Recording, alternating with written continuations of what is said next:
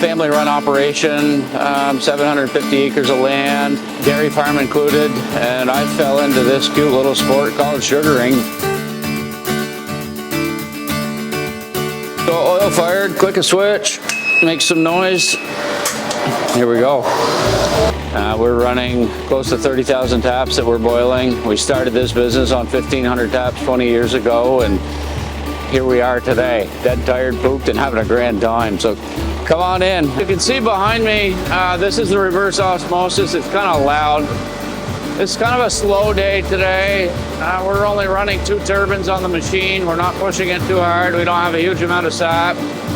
We're running 3.5 gallons a minute of 1.2% sap going in, and exiting the machine is 22.9%. So in part of my goal in protecting sap and producing a quality product, we put everything into a refrigerated bulk tank. And if you can see, it's piped directly into this bulk tank.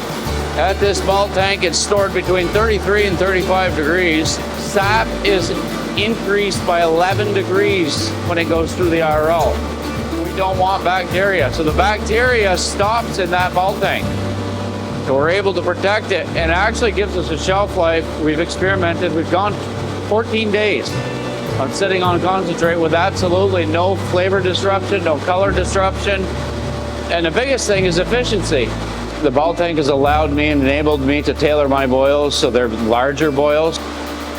Everything can sit in the bulk tank comfortably until we have enough to fire up the evaporator and run the evaporator all day long. We purchased a master evaporator 5 years ago. To have an evaporator that was completely clean in place, we don't have to tear it apart.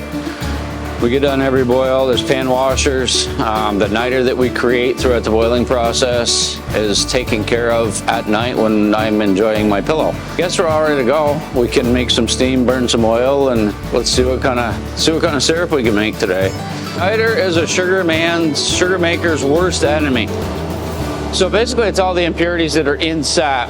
And as the season progresses, those niters and sugar sands glue themselves, adhere themselves to the bottom of the pans. A nice thin layer of that on the bottom of the pans, and you have to manage it carefully. You'll end up burning your pan. Early season, you don't have that. 1993, I decided I was gonna sell sap, and it was in 1999, 2000, I was gonna make syrup, and that was that. There was no business plan behind it. I was gonna make syrup. I realized that I did not wanna grow in the dairy world. The dairy world was just kind of, it was tough, financially tough then, and I saw the sugaring as a second source of income, something I could interject, a different dollar to be captured, if you will, to put in the ag economy. So I really started to evolve this sugaring. We started purchasing more sap. We started expanding the woods here, multiple woods. We have another woods, hopefully in the next few years we're gonna add on. What the future holds, I don't know. Sugaring seems to get a little bigger, and it's something you get really tired at this time of year, and then you dream about it the rest of the year. My family is involved in it. My brother's a very instrumental part. My other employees, I could not do what I'm doing here without them. They take care of the cows. They make sure the cows are happy.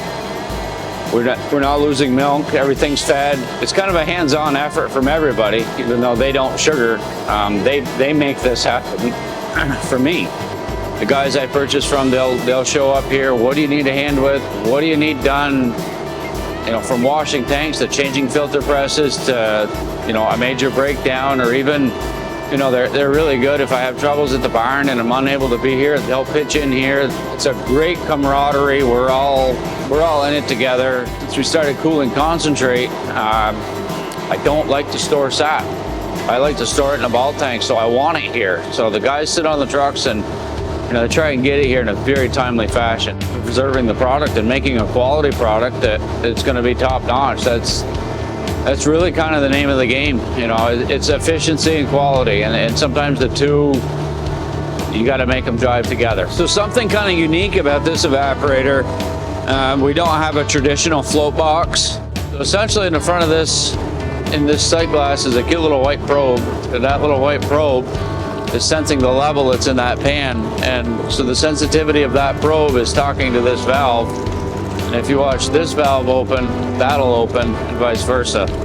It's very, very, very accurate. The elimination of the flow box is kind of it gathers sediment, and I didn't enjoy that. It's one more thing that I had to clean at the end of the day. When CDL offered this product, I jumped on it. The automatic draw off, so there's 3 different temperature portals on there, allowing me to monitor every other bank or partition in the front pan. Kind of see the numbers starting to slowly go up. Your middle one depicts your middle crimp. It tends to start boiling there a little quicker. So I just hit high fire. We're starting to heat up pretty good here. You can kind of see on the digital read in the front. Typically, we're looking at 219 as syrup based upon barometric pressure. Today's one of those days where your barometric pressure is off a little bit.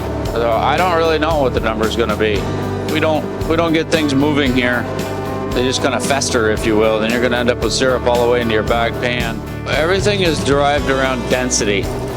So density moves. So basically, you're putting a raw product of 22 to 24% into the bag pan, and evaporation makes it denser. And as it gets denser, it moves from your flue pan into your front flat pan, and your front flat pan is sort of your workhorse. You kind of see here, if you watch the numbers, so I've just, in the little bit of movement that I've created, I've changed these numbers so my densest syrup is in my partition that I'm making syrup in. So as to what the proper density of syrup is based upon today's barometric pressure, we're about to find out. If I had to render or guess, I think it's going to be somewhere around 221.7. See how far off I am.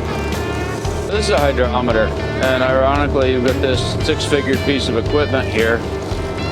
And this $15 device that's in my hand pretty much runs it. So yeah, we're really light. And that light syrup will either go back into the evaporator or get blended with very heavy syrup. So that number that I was talking about, the 221.6, see how far off we are. Look at that, right on. So our temperature is now creeping up pretty high, almost creating a little bit of heavy syrup, which is good. So we're going to blend that in with the lighter stuff that we had earlier. I think as a whole, my crop of syrup is, I would say, a little bit darker than it has been in the past. Probably split down the middle between a medium amber and dark amber, or the new grading system, I guess, is amber rich and dark robust.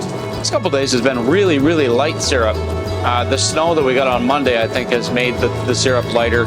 So we just added filter aid, which is diatomaceous earth or crushed up rocks or seashells. Essentially allows us to filter the syrup. Over there is a filter press. So we need to get all of the sugars and sands and impurities out of this syrup to make a nice, clean, clear product. That allows us to do that, to separate all of that within that filter press. There's a lot of folks that I don't see throughout the course of the year, and they come through the door and visit, and you don't see them again for another year. But it's all walks of life that come in, you know. Go visit a sugar house, enjoy the season. It only happens once a year. And the beauty of this hobby is there's always one more tree.